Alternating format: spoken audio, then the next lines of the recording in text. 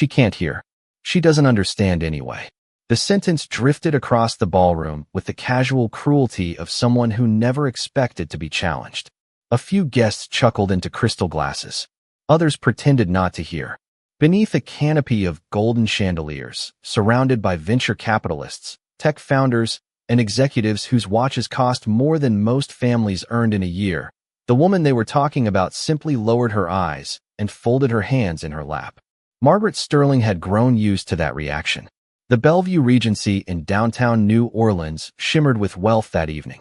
White roses lined the stage. Soft jazz floated through the air. Waiters glided across polished marble floors carrying trays of sparkling water and hors d'oeuvres that looked more like artwork than food. Every corner of the room whispered power. Every conversation carried the language of influence, acquisitions, valuations, and market dominance. At the center of it all stood Magnus Sterling, the billionaire CEO of Stratos Dynamics. At 41 years old, he had become one of the most recognizable names in American technology. Investors followed his words like scripture. Business magazines called him visionary. Competitors called him ruthless. Tonight, he stood beneath the spotlight shaking hands and accepting congratulations as cameras flashed around him. Yet only a few feet away sat the person who had known him before the headlines, before the private jets, before the billion-dollar deals. His mother. Margaret watched the room quietly. Elegant in a navy blue dress, silver hair neatly pinned back, she offered warm smiles to people who rarely smiled back. Every so often she tried to join a conversation. Her lips moved gently. Her hands formed small gestures. Then confusion would appear on the faces around her. The conversations would continue without her. The smiles would fade. And once again she became invisible. Not because she lacked intelligence. Not because she lacked dignity. But because she was deaf. Across the ballroom, Zariah Monroe balanced a silver tray against one hand while moving between clusters of guests. At 24 years old, she had mastered the art of being overlooked. It came with the uniform. It came with the job. Guests remembered the champagne. They remembered the food. They rarely remembered the person carrying it. Zariah knew the routine well. Smile politely. Move quickly. Stay professional. Stay invisible.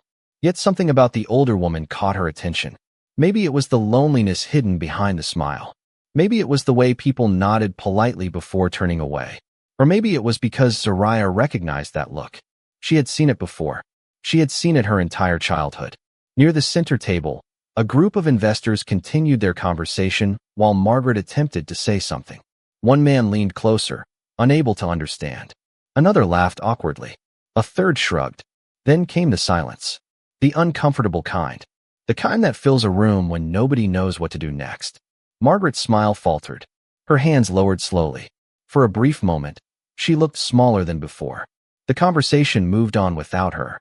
The room continued spinning around her as if she were no longer there. Zariah stopped walking. The tray suddenly felt heavier. Across the ballroom, she saw something else. Magnus Sterling never noticed. He was busy speaking with reporters. Busy answering questions. Busy being the most important person in the room. He never saw his mother glance around searching for someone who might understand her. The jazz continued playing. Glasses clinked softly. Laughter echoed beneath the chandeliers. Yet in the middle of all that noise, one woman sat completely alone. Then Zariah made a decision. She placed her tray on a nearby service station, straightened her uniform, took a slow breath, and began walking toward Margaret Sterling. Nobody paid attention at first. Why would they? She was only a waitress. Just another employee crossing the ballroom floor. But as she approached the billionaire's mother, something shifted. Margaret looked up. Their eyes met. The older woman offered a polite smile, expecting another silent interaction. Instead, Zariah gently knelt beside her chair. Then, without speaking a single word, she lifted her hands. Margaret's eyes widened instantly. The smile disappeared. Not because she was upset, because she was stunned. For the first time that entire evening, someone had greeted her in her own language. For a moment, the ballroom seemed to forget how to breathe. Conversations faded into murmurs. The soft jazz drifting from the stage suddenly felt distant, like music coming from another building. Zariah Monroe held Margaret Sterling's gaze and smiled warmly. Then her hands moved again. "Good evening, ma'am. It is nice to meet you." The words were never spoken aloud. Yet Margaret understood every one of them instantly. The older woman's lips parted in disbelief. Her eyes glistened beneath the golden light of the chandeliers. For several seconds, she simply stared, as if she could not trust what she was seeing. Then her own hands rose slowly. "You know sign language?" she asked. The question flowed from her fingers with practiced grace. Zoraya nodded. "I do."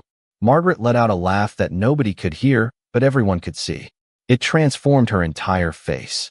The loneliness that had followed her throughout the evening seemed to melt away in an instant. Nearby guests exchanged puzzled glances. Some leaned closer. Others stopped speaking entirely. They had spent the last hour watching a woman sit in silence. Now she was suddenly alive with expression. Her hands danced through the air. Her smile widened. Her eyes sparkled with a joy that had been absent all evening.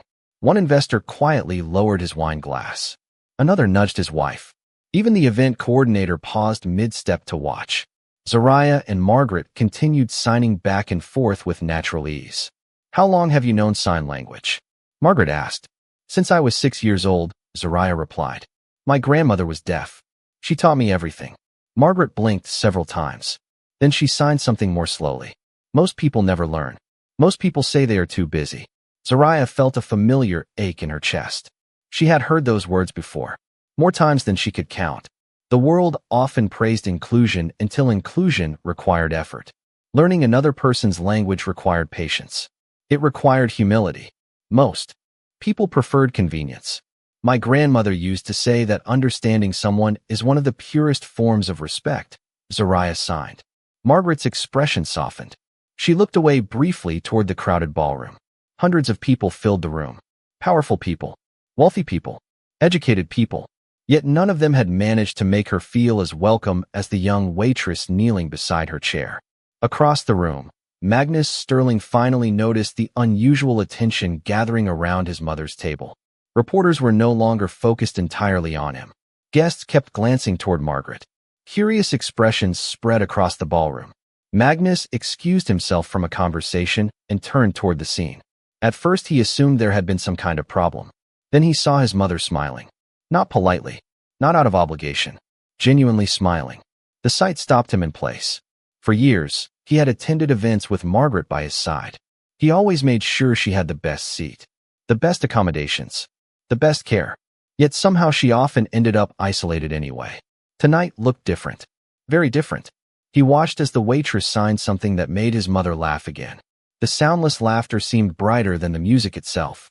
Magnus frowned slightly, confused. One of his executives stepped beside him. "Do you know that server?" the executive asked. Magnus shook his head. No. The answer surprised him. He knew the names of board members, investors, politicians, industry leaders.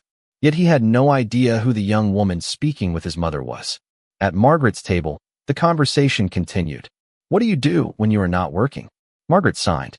"I am studying communications and accessibility services," Zoraya replied. "I want to help create spaces where people do not feel invisible." Margaret's hands froze. Invisible. The word lingered between them. Slowly, she signed back. Sometimes that is exactly how it feels. Around them, the ballroom continued to buzz with curiosity. Guests could not understand the conversation, but they understood the emotions. They saw connection. They saw warmth. They saw something that money could not buy. And for the first time all evening, Margaret Sterling was no longer the forgotten woman sitting beside power. She had become the center of the room. Magnus Sterling found himself walking toward the table without realizing it. One moment he had been standing among investors discussing expansion plans and quarterly forecasts. The next, he was watching a conversation he could not understand, but somehow could not ignore. His mother was glowing. Not politely smiling. Not enduring the evening. Glowing. The difference struck him harder than any headline ever had. As he approached, several guests stepped aside. Their curiosity had become impossible to hide. A few whispered to each other. Others simply watched. In a room built around influence, the center of attention had quietly shifted away from billion-dollar deals and toward a waitress speaking with her hands. Margaret noticed her son approaching and immediately signed something to Zoraya. He always arrives late when something important is happening. Zoraya laughed softly. The expression on Margaret's face brightened even more. Magnus stopped beside them. For a moment, He felt strangely out of place at his own event. His mother looked at him, then back at Zariah, then signed another sentence. Can you tell him I am having more fun now than I have all evening? Zariah hesitated briefly before speaking. Your mother says she is having more fun right now than she has had all night. The words landed gently, but Magnus felt them anyway. He glanced at Margaret. She nodded with complete honesty. No anger, no accusation, just truth. A truth that somehow felt heavier. Around them, conversations began restarting, but many guests continued listening from a distance. Magnus pulled out a chair and sat beside his mother.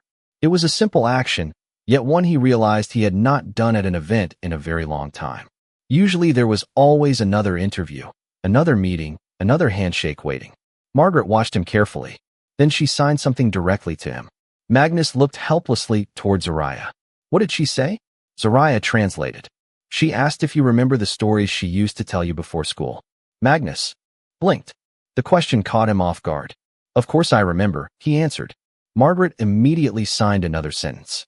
Then tell me the name of my favorite story. Silence followed. Not awkward silence. Honest silence. Magnus searched his memory. Board meetings. Product launches. Investor calls. Market reports. His schedule filled his mind. But the answer did not come. Across the table, Margaret's smile remained gentle. She was not trying to embarrass him. That somehow made it worse. Zariah looked away respectfully. She did not want to become part of a private family wound. Yet she could feel the emotion building beneath the surface. Finally, Magnus lowered his eyes. I do not remember, he admitted quietly. Margaret nodded. Then she signed a response that moved more slowly than before. The story was called The Boy Who Learned to Listen. Zariah translated each word carefully. Magnus stared at his mother. For a moment, neither of them moved. The ballroom noise seemed distant again. The music faded into the background. There was only the table, the mother, the son, and the waitress who had somehow become a bridge between them. Margaret continued signing. Every night you asked me to tell it again. You love that story. Magnus swallowed. He had no memory of the lesson anymore. Only fragments of childhood remained. Yet seeing his mother's face, he understood something uncomfortable. Somewhere between building companies and building wealth, he had stopped paying attention to the people closest to him. Not intentionally, not cruelly, simply gradually. The way distance grows one unnoticed inch at a time. Zariah translated each sentence with care. She noticed that several nearby guests had gone completely silent. They were no longer watching because a waitress knew sign language. They were watching because they recognized something universal. Everyone knew what it felt like to miss a moment that mattered. Everyone knew what it felt like to realize too late that someone important had been standing right beside them all along.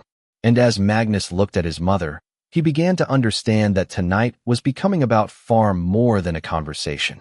Margaret looked at Zariah and signed something that neither carried sadness nor regret. It carried certainty, the kind that only comes from years of observing what others miss. Zariah translated carefully. She says that success has a way of making people busy, but being busy is not the same as being present. Magnus lowered his eyes for a moment. Around them, the gala continued moving forward. Servers carried trays through the crowd. Executives exchanged business cards. Camera flashes sparked like distant lightning across the ballroom. Yet at that table, time seemed to move differently. Margaret signed again. When your father was alive, he never missed dinner. Not because he had free time, because he decided what mattered. Zariah repeated the words softly. Magnus leaned back in his chair. His father had passed away nearly 12 years earlier. Even now, hearing him mentioned could stop an entire train of thought.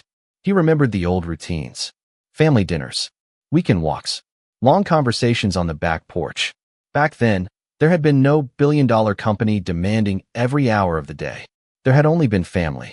Somewhere along the way, he had convinced himself that providing was the same thing as connecting. Margaret watched her son's expression change. Then she smiled gently and signed another sentence. Do not feel guilty. Just pay attention.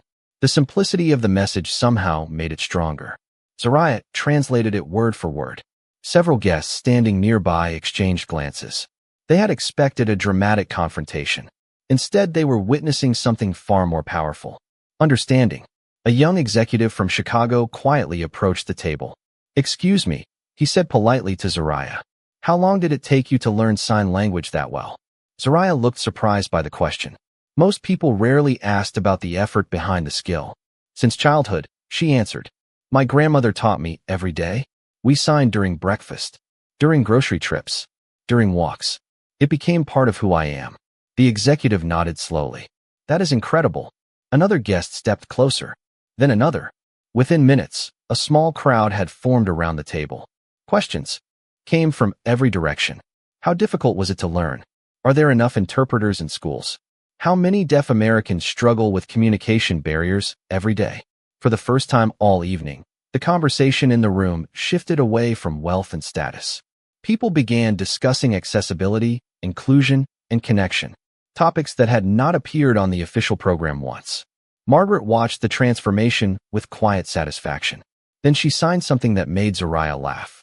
What did she say? Magnus asked. Zariah smiled. She said this is the most useful conversation this ballroom has had all night. Even Magnus laughed at that. Nearby guests joined in. The tension that had hung over the evening seemed to dissolve. Then Margaret signed another sentence, this time directly toward Zariah. It was longer, more deliberate. Zariah's smile faded into surprise. She read the signs twice to make sure she understood correctly. What did she say? Magnus asked. Zariah hesitated. Margaret nodded encouragingly. Finally, Zariah spoke. She says that tonight everyone is noticing me because I know sign language. But that is not why she is impressed. The table fell silent. Zariah continued. She says she is impressed because I noticed someone sitting alone when everyone else was looking at the stage. Margaret nodded immediately. Her eyes never left Zariah. In that moment, the young waitress understood something important. The skill was only part of the story. The language had opened the door. Compassion had made her walk through it. Across the ballroom, dozens of people stood quietly reflecting on those words. And for perhaps the first time that evening, many of them began looking around the room differently, wondering how many invisible people they had failed to notice before tonight. The crowd around the table continued to grow, but something remarkable had happened. Nobody was gathering because of Magnus Sterling anymore. Nobody was discussing stock prices, acquisitions, or industry forecasts. They were listening to a conversation about people. Real people. The kind of conversation that rarely found space inside rooms built for status. Margaret watched the guest carefully. Years of silence had taught her to observe details others missed. She noticed who looked uncomfortable, who looked curious, who looked genuinely moved. Then she turned toward Zariah and signed another question. Have you always wanted to work in accessibility services? Zariah smiled softly. Not always. When I was younger, I wanted to become a teacher. Margaret's eyes brightened. What changed? Before Zariah could answer, an older woman standing nearby leaned closer, clearly interested. Several others did the same. Somehow the ballroom had transformed into something that felt less like a corporate gala and more like a circle of friends sharing stories. Zariah took a breath. After my grandmother passed away, I realized something. Most people loved her, but very few people could actually communicate with her. They cared about her, yet she still spent years feeling isolated in crowded rooms. I decided I wanted to help change that for other families. The room grew quiet again, not because people were shocked, because they understood. Everyone had known someone who felt overlooked. Everyone had watched someone disappear into the background while life rushed forward. Margaret signed a response immediately. Your grandmother would be proud of you. Zariah felt emotion rise unexpectedly in her chest. For a moment she could not answer. The compliment came from someone who truly understood what her grandmother's life had been like. That made it different. That made it matter. Across the table, Magnus noticed the change in her expression. He also noticed something else. Throughout the evening, dozens of influential people had approached him hoping to gain something. An introduction, a contract, an opportunity. Yet this young waitress seemed completely uninterested in attention. She was not trying to impress anyone. She was simply being herself. That realization stayed with him. A few feet away, a reporter quietly lowered her camera. She had planned to interview Magnus about business innovation. Instead, she found herself listening to a lesson about human connection. Sometimes the most important stories arrive uninvited. Margaret suddenly signed something. Longer. Her hands moved with unusual speed. Zariah followed carefully, then laughed in surprise. What did she say? Magnus asked. Zariah smiled. She says that when she was younger, she used to pretend people were secret books. The guests nearby exchanged curious glances. Secret books? Magnus asked. Margaret nodded enthusiastically and continued signing. Zariah translated. She says every person carries an entire story inside them, but most people never bother opening the cover. The sentence seemed to settle over the room like sunlight through stained glass. No complicated philosophy. No corporate slogan. Just truth. Margaret pointed gently towards Zariah. Then she signed another sentence. Tonight, everyone finally opened the cover. Several guests lowered their eyes. Not out of embarrassment. Out of reflection. They realized how quickly they had categorized the young woman serving drinks.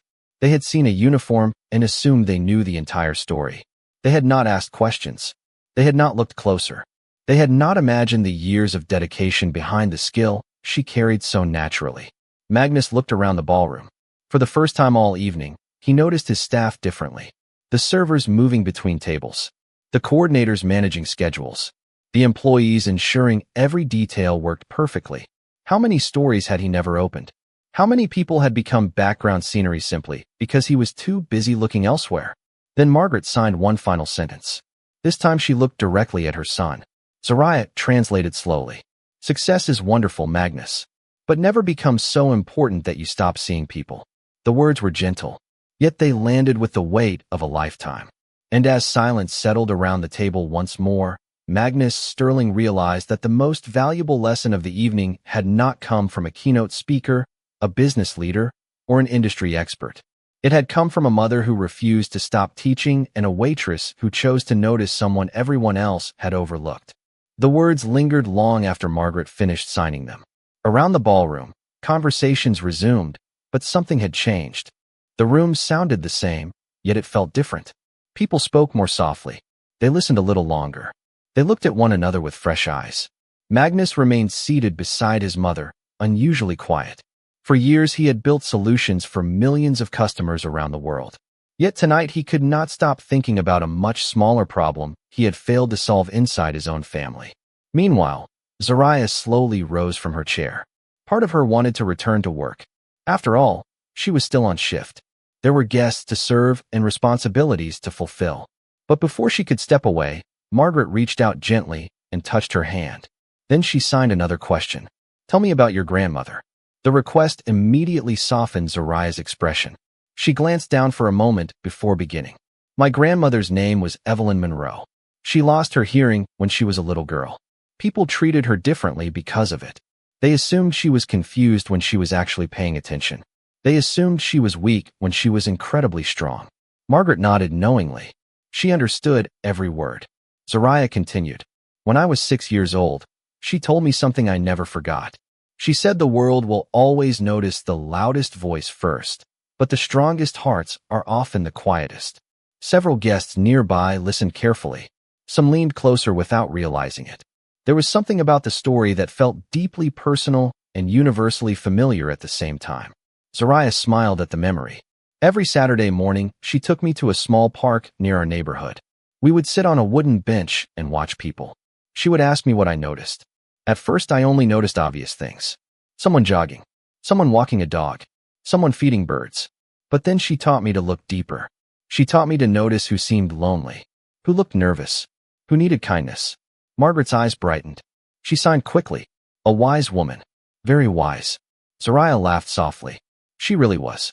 Then her expression became thoughtful. The funny thing is that she never considered herself extraordinary. She worked ordinary jobs, lived in an ordinary apartment, drove an old car, but she made every person around her feel important. That was her gift. Magnus listened carefully. The description reminded him of his own father. Different lives, different circumstances, yet somehow the same lesson. The people who changed others most often did so quietly, without recognition, without headlines, without applause. Across the ballroom, a photographer raised a camera toward the table, then slowly lowered it again. Some moments felt too genuine to interrupt. Margaret signed another sentence. What would she think if she could see you tonight? The question caught Zariah off guard. She looked toward the ceiling for a second, blinking away emotion. Then she smiled. I think she would tell me to stop standing around and get back to work. Laughter rippled through the group. Even Magnus laughed. But after the laughter faded, Zariah added something else. She would also remind me that every person deserves to be seen, no matter who they are, no matter where they sit in the room. Margaret nodded immediately. Then she squeezed Zoraya's hand once more. In that quiet gesture, two women from different generations and different worlds shared the same understanding. And as Magnus watched them, he began realizing that the greatest influence a person could leave behind was not wealth, status, or success. It was the way they taught others to treat human beings. As the evening moved forward, something unusual happened. People who had arrived expecting to remember business presentations found themselves remembering a conversation instead. The grand ballroom still sparkled beneath crystal chandeliers. The jazz band still played softly near the stage. Yet the atmosphere had changed in a way nobody could quite explain. It was as if the room had slowed down long enough to notice itself. Zoraya finally excused herself and returned to her duties. Trays still needed carrying. Guests still needed assistance. The event had not stopped simply because a meaningful moment had occurred. Life rarely paused for important lessons. It simply carried them forward. As she moved between tables, however, things felt different. Guests who had barely noticed her earlier now greeted her by name. Some smiled warmly. Others thanked her for her work. Small gestures, simple words. Yet they revealed something important. Once people saw the story behind a person, it became much harder to overlook them. Across the ballroom, Magnus remained seated beside his mother. He watched Zoraya navigate the room with the same calm professionalism she had shown all evening. Nothing about her behavior had changed. Only the way people viewed her. That realization stayed with him. A senior executive approached his table carrying a glass of sparkling water. "Quite a remarkable young woman," the executive said. Magnus nodded. "Yes, she is." The executive hesitated. Then he added, "I have attended events with your mother for years. I do not think I have ever seen her this happy." Magnus looked toward Margaret. She was smiling as she observed the room around her. The sight filled him with both gratitude and discomfort. Gratitude because she was finally being included. Discomfort because he realized how rare that experience had become. Margaret suddenly turned toward him and signed a question. "Are you thinking too much again?" Magnus laughed softly. Zoraya was not nearby to translate, but he knew enough basic signs to understand that one. Maybe he signed back clumsily. Margaret smiled. Then she signed another sentence more slowly so he could follow. The important things are usually simple. Magnus recognized most of the signs. Not all, but enough. For years he had promised himself he would become fluent. There had always been a reason to postpone it. A busy quarter. An important merger. Another opportunity demanding attention. Sitting there now, those excuses felt smaller than they ever had before. Meanwhile, near the back of the ballroom, a young server approached Zoraya. "I saw what happened earlier," he said quietly. "That was amazing." Zoraya smiled. "Thank you." The young man looked down briefly. "My younger brother is deaf. I have always wanted to learn sign language. I just never started." Zoraya thought about her grandmother's words. Then she replied gently. "The best time to start was years ago. The second best time is tomorrow." The young man laughed. "I guess that is fair." Their brief exchange lasted less than a minute, but it reflected the ripple effect spreading through the room. One conversation had inspired another. One act of kindness had encouraged reflection. One person choosing to notice someone else had changed the tone of an entire evening. And as Magnus watched these small moments unfold around him, he began to understand something his mother had known all along. Influence was not measured only by the number of people who heard your voice. Sometimes true influence came from making sure someone else finally felt heard. As the night approached its final hour, the energy inside the ballroom shifted once again. The formal presentations had ended. Most of the scheduled speeches were finished. Yet people were not leaving. Small groups remained gathered around tables, continuing conversations that had nothing to do with business. The evening had taken on a life of its own. Near the stage, Magnus stood quietly beside his mother. The two of them had spent more time together during the last hour than they had during most public events in recent years. It was a realization he could not ignore. Margaret looked up at him and smiled. Then she signed something that immediately caught his attention. It was longer than her recent comments. More thoughtful, more personal. Magnus followed as much as he could, but eventually looked toward Zoraya, who had returned with a tray of sparkling water. "Could you help me with that?" he asked. Zoraya set the tray down and turned toward Margaret. The older woman repeated the signs slowly. As Zoraya watched, her expression changed. The warmth in her eyes remained, but now there was surprise too. For a moment she did not speak. Magnus noticed immediately. "What is it?" he asked. Zariah hesitated. Then she translated carefully. "She says that tonight, this young waitress has spoken to her more than you have during the last several years of public events combined." The words landed softly. There was no accusation in them. No anger. No bitterness. That was what made them impossible to dismiss. Around them, several nearby guests fell silent. Even those who pretended not to listen found themselves listening anyway. Margaret continued signing. Zariah translated each sentence exactly as it was given. "She says she knows you love her. She has never doubted that. She says you provide everything she could ever need. She says you are a good son." Magnus listened without moving. Then Zariah continued. "But she says being cared for and being known are not always the same thing." The ballroom seemed to shrink around those words. Somewhere in the distance, glasses clinked softly. A server crossed the room. Music drifted from hidden speakers overhead. Yet none of it mattered. The only thing that mattered was the truth sitting quietly at that table. Margaret signed again. This time her hands moved more slowly than before. Zariah felt emotion rising as she translated. "She says tonight reminded her of the little boy who used to ask her questions about everything. The boy who wanted to know why birds migrated, why stars appeared at night, and why people cried during movies. She says she misses talking to that boy." Magnus lowered his eyes. For several seconds he said nothing. Success had taught him how to negotiate billion-dollar contracts. It had taught him how to solve complex problems under pressure. Yet in that moment, he could not find a single response. Because deep down, he knew his mother was right. Somewhere along the journey, conversations had become updates. Visits had become obligations. Presence had become proximity. Finally, he looked at Margaret and spoke softly. "I miss him too." The older woman smiled immediately. Not because the problem was solved. Not because everything had suddenly become perfect. But because, for the first time in a long time, they were finally having the conversation that mattered. And standing quietly beside them, Zariah realized she was witnessing something far greater than a remarkable evening. She was witnessing two people finding their way back to each other, one honest sentence at a time. The evening was nearly over when Magnus Sterling did something that nobody expected. The guests had begun collecting their coats. Conversations were winding down. The ballroom lights seemed softer now, casting long reflections across the polished marble floor. Most galas ended with applause for executives, investors, and keynote speakers. This one was about to end differently. Magnus stepped onto the stage one final time. A microphone waited at the center beneath a spotlight. The room gradually quieted as people turned their attention toward him. They expected closing remarks about innovation, growth, and the future of technology. Instead, Magnus stood silently for several seconds. His eyes moved across the crowd.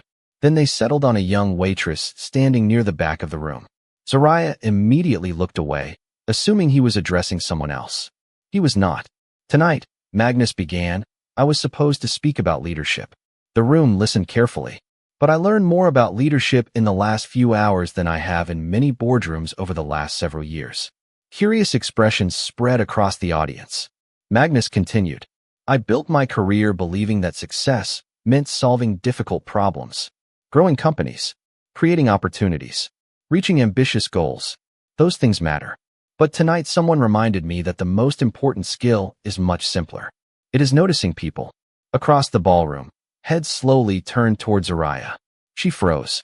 The attention made her uncomfortable. Recognition had never been her goal. Magnus smiled gently. "A few hours ago, my mother arrived at this event surrounded by hundreds of accomplished people. Yet one person saw something the rest of us missed. One person chose to step forward. One person made sure she felt heard." The room fell completely silent. Margaret sat near the front, smiling proudly. Magnus glanced toward her before continuing. "My mother once taught me that every person carries a story. Somewhere along the way, I became too busy to remember that lesson. Tonight, someone helped me learn it again." He stepped away from the microphone and motioned towards Zariah. The guests immediately began applauding. Not the polite applause reserved for formal speeches. Real applause. Warm applause. The kind that comes from genuine respect. Zariah stood motionless for a second before slowly walking forward. Her face reflected equal parts gratitude and disbelief. When she reached the stage, Magnus extended his hand. "Thank you," he said simply. "Not for knowing sign language. Not for helping my mother communicate. Thank you for reminding all of us what human connection looks like." The applause grew even louder. Several guests wiped away tears. Others smiled knowingly. They understood that the moment was about more than one conversation. It was about the choice to care. When the applause finally settled, Margaret signed something from her seat. Zariah immediately laughed. "What did she say?" Magnus asked. Zariah smiled and translated. "She says this is still the best conversation the ballroom has had all night." Laughter swept through the room. Even Magnus laughed. Then he looked toward his mother. For the first time in years, he signed a response himself. The movements were slow, imperfect, a little awkward, but they were his. "Thank you for teaching me again." Margaret's eyes filled with emotion as she understood every word. The ballroom erupted into applause once more. Not because the signs were flawless, because they represented effort, presence, change. And as the guests slowly departed into the cool New Orleans night, many carried home a lesson far more valuable than anything written on the event program. A billionaire had entered the evening believing he was hosting a celebration of success. Instead, he discovered something success could never replace: the ability to truly see another human being. He had the power to command the room. But that night, a waitress taught the room how to listen.